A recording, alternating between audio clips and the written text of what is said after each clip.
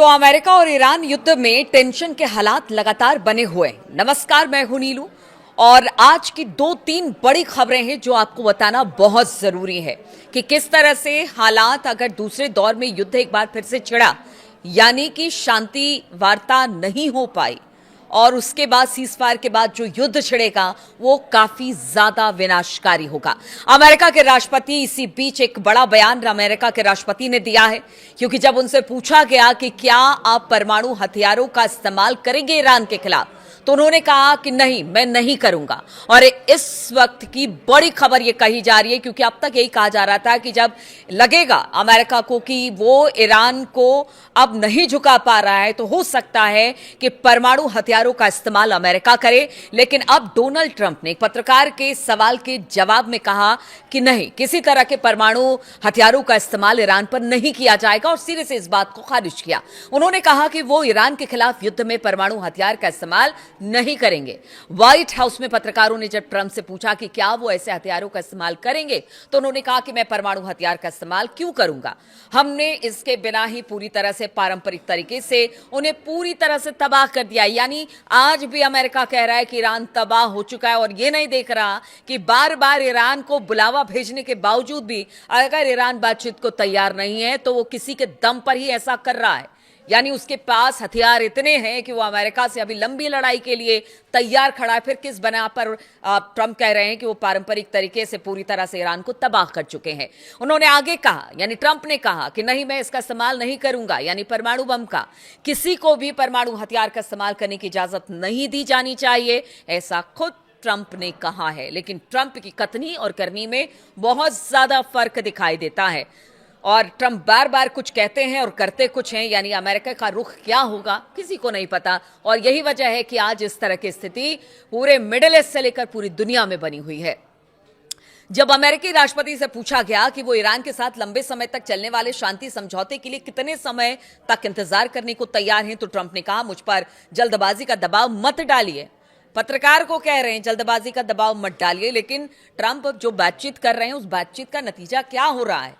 तो भाई, अगर दुनिया अगर इस वक्त दबाव में है आपकी इस लड़ाई की वजह से, तो वो तो सवाल करेगी ना आपसे। तो फिर इसमें खिसियाने की जरूरत क्या है। उन्होंने कहा कि 2 हफ्ते के सीजफायर के दौरान ईरान ने शायद अपने हथियारों का जखीरा थोड़ा बहुत बढ़ा लिया होगा। यानी जो अभी सीजफायर चल रहा है ईरान और अमेरिका के बीच में, उन्होंने कहा कि इसमें जरूर उन्होंने थोड़ा सा बढ़ा लिया होगा और हथियार का प्रोडक्शन कर लिया होगा। लेकिन उन्होंने ये भी जोड़ा कि अमेरिकी सेना लगभग 1 दिन में ही उसे तबाह कर देगी। तो आप देखिए, शांति भी चाहते हैं। अगर कोई सवाल पूछे तो कहते हैं कि आप मुझे परेशान मत कीजिए, आप मुझे जल्दबाजी करने को नहीं कहिए। लेकिन दूसरी तरफ ये भी कहते हैं कि अगर थोड़ा बहुत हथियार ईरान ने शांति काल में बना भी लिया तो उसे 1 दिन में तबाह कर देंगे। ये है ट्रंप, जो बोलते कुछ हैं करते कुछ हैं। इसलिए उनकी बातों पर ईरान को तो बिल्कुल भरोसा नहीं। अब तो पूरी दुनिया भी ये मान के बैठी है कि वो क्या करेंगे किसी को नहीं पता। इधर अगर हॉर्मूज की बात की जाए, दूसरी बड़ी खबर हम आपको बता रहे हैं, हॉर्मूज की बात की जाए तो उसको लेकर टेंशन लगातार बढ़ा हुआ है। डोनाल्ड ट्रंप ने अमेरिकी सेना को आदेश दिया है कि हॉर्मूज जो स्ट्रीट है वहां पर जितने भी बारूदी सुरंगें बिछाने वाले ईरानी बोट्स हैं उनको गोली मारकर उड़ा दिया जाए। ट्रंप ने अपने ट्रुथ सोशल प्लेटफॉर्म पर इस बात की घोषणा करते हुए कहा कि यह आदेश सभी नावों पर लागू होता है, चाहे वो कितनी भी छोटी क्यों ना हो, उसको उड़ा दीजिए जो भी वहां पर बारूदी सुरंग बिछा रहा है। उन्होंने यह भी दावा किया कि ईरानी नौसेना को सभी जहाजों को डुबो दिया गया है और जो बचे हुए हैं उनको भी डुबो दिया जाएगा। ट्रंप ने यह भी कहा कि समुद्र से बारूदी सुरंग हटाने वाली अमेरिकी जहाज इस इलाके में पहले से ही काम कर रहे हैं। ट्रंप का पोस्ट ऐसे समय में आया जब अमेरिकी सेना ने ईरानी तेल से जुड़े एक और टैंकर को जब्त कर लिया है। इस घटना ने तेहरान के साथ साथ जो हॉर्मुज स्ट्रेट है उसमें तनाव को और बढ़ा दिया है। ट्रंप ने आगे कहा कि अमेरिकी माइन स्वीपर इस समय जल डमरू मध्य को साफ करने में जुटे हुए हैं और इसके साथ ही उन्होंने ये भी बताया कि कोशिशों को 3 गुना ज्यादा तेजी से जारी रखने का आदेश मेरी तरफ से दे दिया गया है।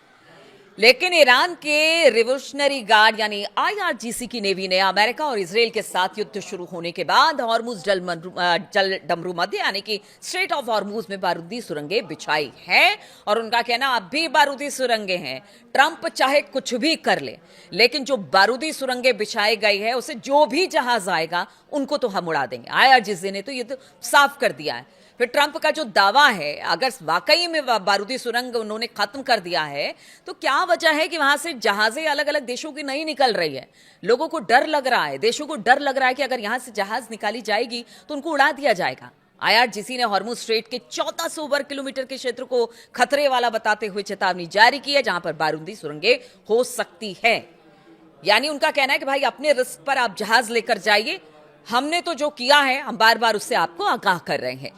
जहाजों को गुजरने के लिए आईआरजीसी ने ईरान के पास एक सुरक्षित रास्ते का सुझाव दिया, जिसे मंजूरी के बाद ही पार किया जा सकता है। ये पहले से कहता रहा है जो ईरान है वो। अब इसी बीच खबर ये भी आ रही है, एक और बड़ी खबर ये आ रही है कि जो इटली है उसने अपने 2 से 3 जो एयरक्राफ्ट करियर है उसको भेजने की बात की है स्ट्रेट ऑफ हॉर्मुज में, और उन्होंने कहा है कि इंटरनेशनल सेना के तौर पर इसे भेजा जा रहा है क्योंकि यहां पर नुकसान हो रहा है। इसीलिए यहां पर जो बारूदी सुरंगें उसको हटाने का काम इटली की ये जो तीनों एयरक्राफ्ट करियर वो करेगी। अब ऐसे में सोचिए कि इटली अपने रिस्क पर ही एयरक्राफ्ट करियर भेज रहा है, क्योंकि अमेरिका एक तरफ तो कहता है कि वो जहाजों को प्रोटेक्शन देगा, वहां से निकालेगा, लेकिन बाद में कहता है भाई अपने अपने सामान को आप खुद ही देख लीजिए कैसे करना। अब इटली अगर साथ में आ रहा है तो फिर इटली ही जाने कि उसका क्या होगा, क्योंकि आईआरजीसी ने तो कह दिया है कि अगर बिना हमारी इजाजत के कोई भी जहाज निकलता है तो फिर उसको उड़ा दिया जाएगा। अब चौथी और महत्वपूर्ण खबर आपको बताते हैं।